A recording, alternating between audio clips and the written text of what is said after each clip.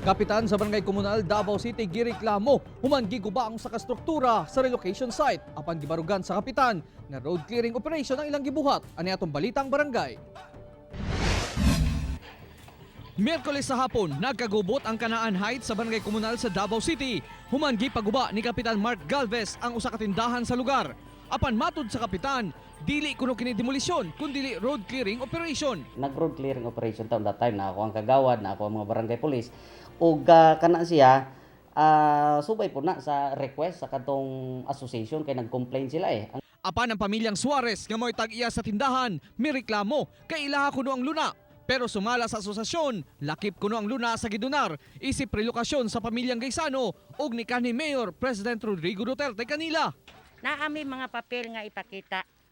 Desisyon sa court o kanang mga sa titulo sa tag-iya na akong papa nakaklaim. Wala may gibayaran. Kinsa gisaligan nimo? Si kapitan?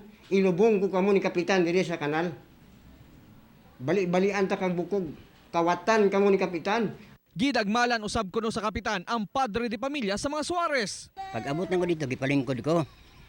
Pagkahuman, giguba din ang balay.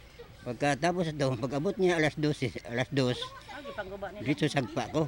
Ay, ilahan ng istorya na kay gipasakitan. But actually gusto na ko bitayon ni mga tawana. Perti nga manuyag gyud kayo eh.